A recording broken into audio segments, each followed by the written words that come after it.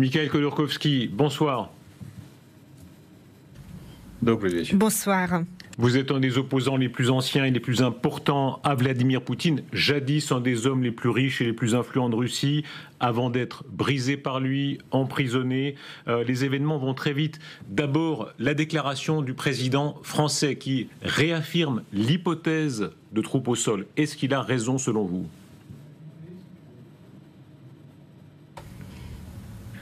Je pense que la seule façon qui permettrait de mettre fin à ce conflit, ce sont les garanties de sécurité pour l'Ukraine. Ces garanties de sécurité peuvent être assurées soit par l'OTAN, soit par les participants tiers, par exemple la Chine.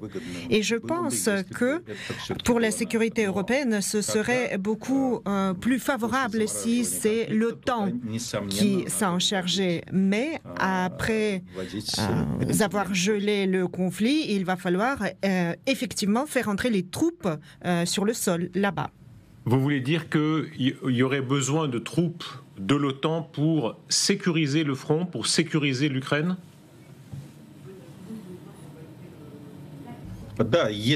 Oui, moi je vois ceci comme la seule façon de geler le conflit.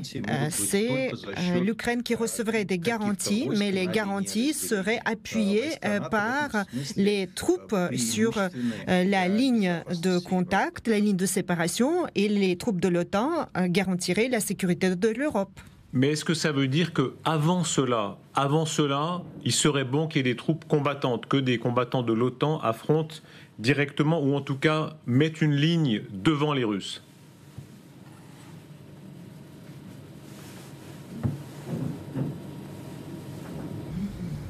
Je ne crois pas vraiment qu'il soit possible d'envoyer des contingents de l'OTAN pendant la poursuite des hostilités et pour tout contact avec l'armée russe. Je doute fortement qu'il y ait des pays européens qui soient prêts, mais la solution qui serait idoine pour garantir la sécurité de l'Ukraine en cas du cessez-le-feu, là, oui, je vois ceci comme cette solution. Je ne vois pas d'autre issue, en fait. Vladimir Poutine a réaffirmé la menace nucléaire. Pourquoi sont-ils à ce point ? Comment est-ce que vous expliquez cette espèce de fierté du pouvoir russe d'exhiber sans arrêt la menace nucléaire ? Eh bien, parce que Poutine n'a pas d'autre garantie, aucune autre garantie pour sa sécurité personnelle à lui. Il n'a que cette menace, car il comprend très bien que dans la situation où l'armée russe et l'économie russe essaye de venir au bout de l'armée ukrainienne avec un mal fou, eh bien, être confronté à l'armée, ne serait-ce que de la Pologne, voire le contingent de l'OTAN, là, ce serait une perte assurée pour lui. Donc, il comprend que, voilà, créer une perception comme quoi il est un va-t-en-guerre et il faut le retenir, ça, ce serait sa façon de prévenir ce qui pourrait se passer et prévenir notamment toute livraison future de matériel militaire à l'Ukraine. Nous entendons constamment des Putin-Herster, comme disent les Allemands, c'est-à-dire les lignes rouges de Poutine après lesquelles Poutine emploierait l'arme nucléaire, une autre ligne rouge, et Poutine acquiesce. Oui, évidemment, je l'emploierai. Mais s'il ressentait qu'il n'y aurait pas de riposte, eh bien, bien, il l'aurait employé depuis longtemps. Les États-Unis, la Chine lui ont dit « mais cela te coûterait beaucoup trop cher » et alors ceci l'a arrêté et l'arrête toujours. Et tant qu'il comprendra que l'emploi de l'arme nucléaire assurera sa défaite et très probablement sa mort, il n'emploiera pas l'arme nucléaire. Et s'il décide qu'il n'y aura pas de conséquences, ce serait un acte gratuit pour lui, et bien là, il pourrait l'employer. L'argent est le nerf de la guerre. Est-ce qu'il a encore beaucoup d'argent? Est-ce que Vladimir Poutine, son pouvoir, ont encore beaucoup d'argent pour payer les armes?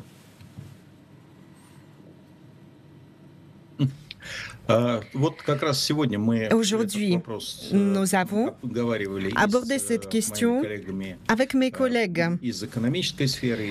les spécialistes en matière de l'économie et en matière de la politique. Et nous avons notre compréhension commune que vu l'intensité des hostilités, le prix du pétrole et le niveau des sanctions actuelles, car ceux-ci sont des intrants indispensables, il disposera suffisamment d'argent pour un an, pour mener la guerre jusqu'en 2026. Et ce qui est intéressant, c'est que les économistes qui entourent Poutine disent la même chose. Et Poutine lui-même commence à comprendre qu'il est en mesure de mener cette guerre jusqu'en 2026, mais ensuite l'économie se heurtera à des graves problèmes. La mort de Navalny, quelle est selon vous l'hypothèse principale? Quelle est l'hypothèse?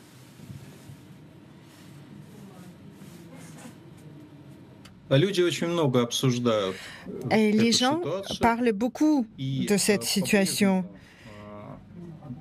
Et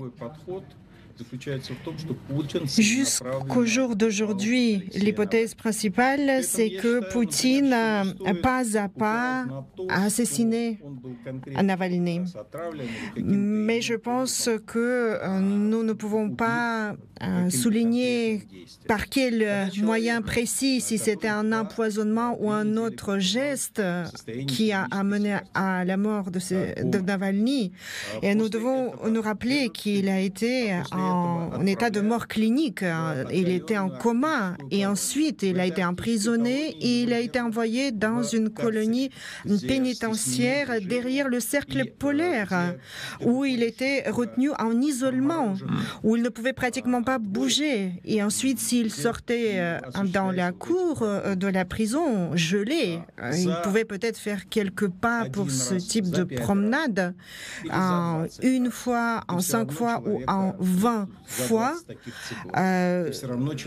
en répétant ces actes contre quelqu'un, vous le tuez. Et cette personne a été tuée. Pourquoi? Est-ce que c'était par vengeance ou aussi par crainte qu'il puisse sortir et ensuite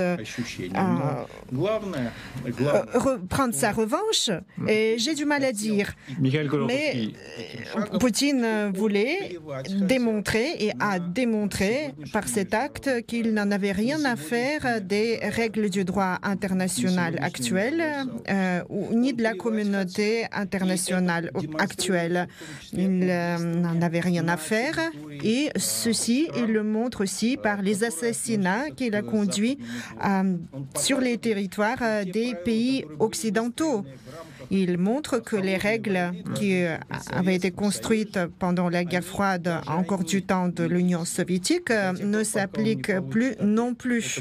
Et est-ce que la peur est en train de gagner? Est-ce que la peur gagne dans les milieux? Vous-même, Kasparov était notre invité il y a quelques jours, il disait oui, je fais attention au voyage que je fais. Est-ce que pour vous, pour d'autres opposants, tout à coup on se dit le risque grandit de nouveau? Le risque, sans aucun doute, grandit, car nous voyons clairement que Poutine a montré qu'il n'avait pas de ligne rouge, mais essayer de se défendre contre l'État tout entier. On ne peut pas y arriver individuellement. Nous pouvons le faire seulement si nous formons une communauté d'opposition. C'est pour cela que moi je parle de la coalition qui s'opposerait à Poutine, et que cette coalition ait plusieurs leaders, car il est difficile de tuer tous. Et si l'un tombe, un autre relèvera le flambeau. Il y a une similitude d'image entre vous et Navalny, c'est quand vous êtes dans la cage des accusés, vous souriez. L'image est fameuse pour lui, elle était fameuse pour vous. Ce moment où vous êtes pris dans la cage et vous souriez, quelle leçon est-ce que vous tirez de ce souvenir ?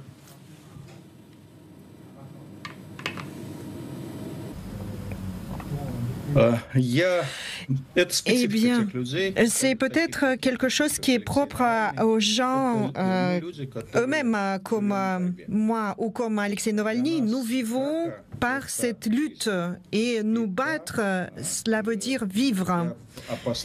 Alors oui, il est vrai que dans les situations dangereuses, le danger ne provoque pas d'émotions négatives chez moi. Et donc c'est peut-être l'adrénaline. Il y a des gens qui font des randonnées, qui sautent avec un parachute, et il y en a qui font de la politique russe. C'est pas tout à fait le même risque, si je peux me permettre, mais on entend votre explication. Mikhail Khodorkovsky, les élections, quelle action vos partisans, ceux de Navalny et les autres, peuvent mener efficacement ?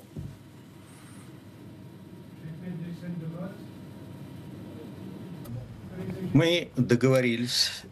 nous sommes mis d'accord et toute la communauté russe d'opposition et anti-guerre vont conduire cette action midi contre Poutine. Le 17 mars à midi, nous allons nous rapprocher des bureaux de vote ou nous présenter devant les bureaux de vote et ensuite nous allons mener des actions de contestation qui peuvent avoir des formes très différentes. Soit les gens vont manifester leur désaccord, si c'est possible, s'ils considèrent qu'ils peuvent le faire, soit ils vont prendre des bulletins et ils vont cocher la case contre un autre nom, pas celui de Poutine. Et je pense que c'est très important que les gens qui sont contre Poutine voient qu'ils ne sont pas isolés et qu'ils sont très nombreux et que les gens veulent le montrer en arrivant, en disant qu'ils sont contre Poutine. Pourquoi nous n'appelons pas à voter pour un seul candidat quelconque? Eh bien, parce que peut-être que dans certains bureaux de vote, il y aura un vrai décompte de vraies voix, mais les commissions centrales électorales ne conduiront pas un décompte digne de ce nom, c'est évident. Ella Pamfilova préside la commission électorale centrale et en parlant à la télévision récemment, elle a insulté tous ceux qui sont opposants au régime actuel en les traitant de porcs. Eh bien, si ce sont les paroles de la présidente de la commission électorale centrale, nous comprenons à quoi nous pouvons nous attendre, mais nous pouvons tous venir devant les bureaux de vote et montrer que nous sommes réellement nombreux. Est-ce que le risque existe qu'après l'élection, le régime se durcisse encore, qu'il y ait des formes de purge? Vous-même en prison, vous aviez été blessé par un coup détenu, que d'autres opposants soient arrêtés et emprisonnés dans des conditions très dures?